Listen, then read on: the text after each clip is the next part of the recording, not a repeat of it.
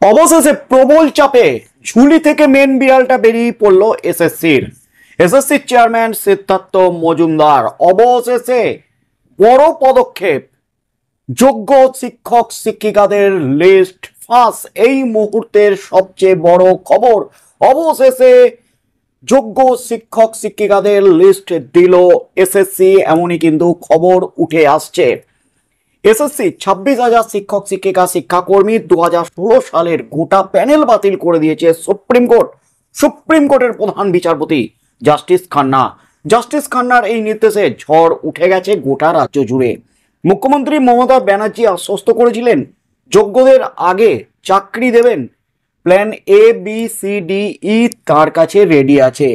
যোগ্যদের পর অযোগ্যদের ব্যাপারটি তিনি দেখবেন। তিনি নিজে অযোগ্যদের ওএমআর সিট খতিয়ে দেখবেন, এমনই দাবি করেছেন রাজ্যের মুখ্যমন্ত্রী মমতা ব্যানার্জি। বড় ঘোষণা করেছেন, যোগ্যদের পাশে থাকার বার্তা দিয়েছেন। এমনকি শিক্ষক শিক্ষিকাদের, বাতিল হওয়া শিক্ষক শিক্ষিকাদের স্কুলে যাওয়ার নির্দেশ দিয়েছেন মুখ্যমন্ত্রী মমতা ব্যানার্জি। কিন্তু তার এই নির্দেশের ফলেই কিন্তু সুপ্রিম অবমাননার নোটিশ গেছে মুখ্যমন্ত্রী মমতা ব্যানার্জির কাছে।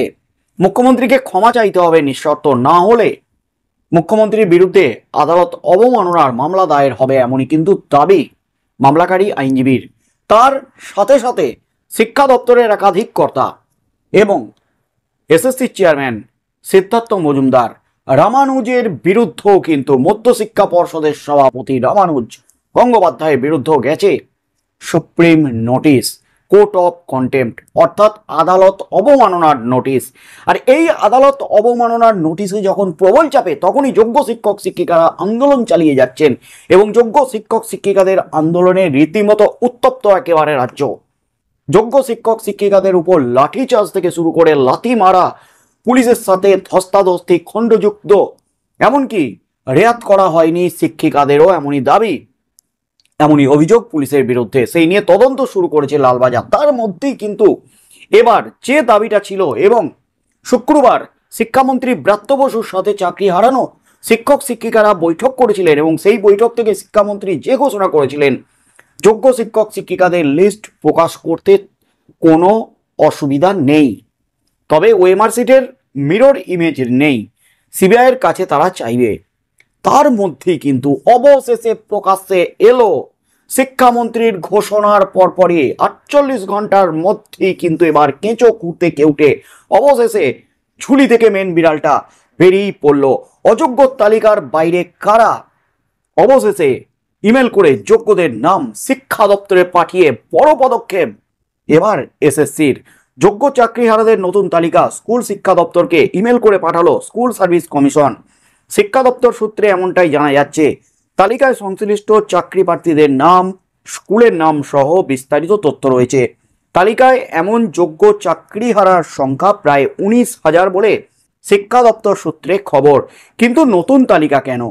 সেই সূত্রে খবর, অযোগ্যদের নামের তালিকা আগে থেকেই এসএসসির কাছে ছিল, কিন্তু সুপ্রিম কোর্টের রায়ে যারা অযোগ্য বলে চিহ্নিত হননি তাদের নামও নতুন তালিকায় অন্তর্ভুক্ত করা হয়েছে।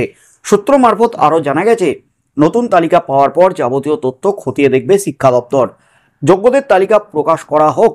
সুপ্রিম কোর্টের রায়ের পর থেকে এই দাবি তুলি রীতিমতো আন্দোলন চালাচ্ছেন প্রায় 26,000 চাকরিহারা শিক্ষক এবং শিক্ষাকর্মী। সেই দাবি নিয়ে শুক্রবার তারা দেখা করেছিলেন রাজ্যের শিক্ষামন্ত্রী ব্রাত্য বসুর সঙ্গে। সেখানে শিক্ষা দপ্তরের তরফে আশ্বাসের সুরে বলা হয়েছে, যোগ্য অযোগ্যদের তালিকা তৈরি করতে শুরু করেছে এসএসসি। আইনি পরামর্শ নেওয়ার পরে তা প্রকাশ করা হবে। চাকরিহারাদের দাবির সঙ্গে মৌলিক কোনো বিরোধ নেই বলে জানিয়েছেন শিক্ষামন্ত্রী ব্রাত্য বসুও। তবে এসএসসির নয়া তালিকা প্রকাশ করার হবে তা স্পষ্ট নয়। কবে প্রকাশ করা হবে সেটা কিন্তু এখনো স্পষ্ট করা হয়নি। এই তালিকা পাঠানো হয়েছে শিক্ষা দপ্তরে। শিক্ষা দপ্তর খতিয়ে দেখবে, আইনি পরামর্শ নেবে, তারপরেই কিন্তু প্রকাশ করা হবে। গত শুক্রবার বিকাশ ভবনে ব্রাত্যর সঙ্গে বৈঠকের পর চাকরিহারাদের প্রতিনিধিরা বলেছিলেন, শিক্ষামন্ত্রীর উপস্থিতিতে এসএসসির চেয়ারম্যান জানিয়েছেন তারা যোগ্য অযোগ্যদের তালিকা ইতিমধ্যেই তৈরি করতে শুরু করে দিয়েছেন। আগামী রবিবারের মধ্যে সেই কাজ শেষ হয়ে যেতে পারে। আইনি পরামর্শ নিয়ে আগামী 21 এপ্রিলের মধ্যে তা প্রকাশে আনার চেষ্টা করা হবে। অবশেষে রবিবার যে সময়সীমা ছিল এসএসসির তরফ থেকে, এই সময়সীমার মধ্যেই যোগ্য অযোগ্য লিস্ট তৈরি করে ফেললো এসএসসি এবং সেই লিস্ট পাঠিয়ে দেওয়া হলো শিক্ষা দপ্তর বিকাশ ভবনে ব্রাত্য বসুর দপ্তরে অবশেষে এসএসসি লিস্ট গেল শিক্ষা দপ্তরে। অবশেষে নড়ে চড়ে বসলো এসএসসি চেয়ারম্যান সিদ্ধার্থ মজুমদার। তবে যে প্রশ্নটা উঠে যাচ্ছে, যোগ্য অযোগ্য লিস্ট যখন বারবার চাইছিল সুপ্রিম কোর্ট হাইকোর্ট, তখন কেন তুলে দেয়নি এসএসসি? যদি তুলে দিত তাহলে তো চাকরি হারাতে হতো না যোগ্য শিক্ষক শিক্ষিকাদের। তবে এখন কি আন্দোলনের চাপে পড়ি এই যোগ্য অযোগ্য শিক্ষক শিক্ষিকাদের লিস্ট এবার সামনে নিয়ে এলো এসএসসি যোগ্য অযোগ্য বাছাই করতে না পারার জন্য। এবং যেভাবে দুর্নীতি হয়েছে এসএসসি 2016 প্যানেল অনুযায়ী নিয়োগে, এই দুর্নীতির জন্যই কিন্তু যোগ্য অযোগ্য কারা প্রকৃত যোগ্য কারা প্রকৃত অযোগ্য সেটা বাছাই করা সম্ভব নয়। তাই সমস্ত প্যানেল বাতিল করতে বাধ্য হয়েছে যেমন হাইকোর্ট, তেমনই কিন্তু সুপ্রিম কোর্টের প্রধান বিচারপতি জাস্টিস খান্না। এমনই কিন্তু তিনি তার রায়ের কপিতে উল্লেখ করেছেন।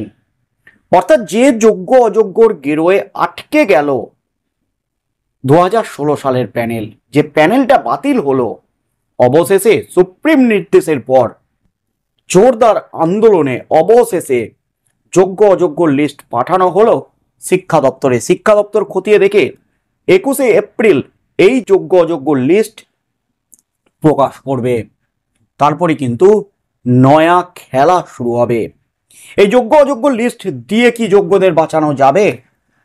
কারণ সুপ্রিম কোর্ট প্রশ্ন তুলেছিল ওএমআর সিটটাই তো নাই, ওএমআর সিটের মিরর ইমেজ যদি থাকতো তাহলে বাঁচানো যেত যোগ্যদের, কিন্তু সেই মিরর ইমেজটাও নেই। এমনকি সিবিআইয়ের কাছে উদ্ধার করা যে নাইসার যে হার্ড ডিস্ক মাদার ডিস্ক যেখানে ওএমআর সিটের মিরর ইমেজ আছে, সেটাই যে প্রকৃত সত্য সে ব্যাপারেও কিন্তু কোনো নিশ্চয়তা নেই। কারণ এসএসসির কাছে যদি সেই কপি থাকতো, আর একটা যে কপি সেটা যদি থাকতো, এই দুটো যদি মিলে যেত, তাহলে কিন্তু যোগ্যদের চাকরি বাঁচানো যে দাবি সেটা কিন্তু জোরদার হতো।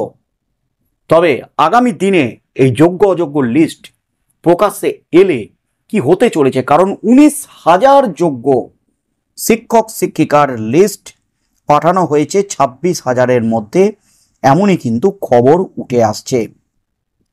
তাই আগামী দিনে কি হতে চলেছে এই যোগ্য অযোগ্য নিয়ে যে জটিলতা চলছে, এই জটিলতা কাটার পর আইনি পরামর্শ নেওয়ার পর সুপ্রিম কোর্টে এই লিস্ট জমা দেওয়ার পর কি হতে চলেছে, সুপ্রিম কোর্টের প্রধান বিচারপতি কি এই রায় পুনর্বিবেচনা করবেন, এই রায় কি বদলাবেন, কি হতে চলেছে সেদিকে চোখ থাকবে গোটা রাজ্যের।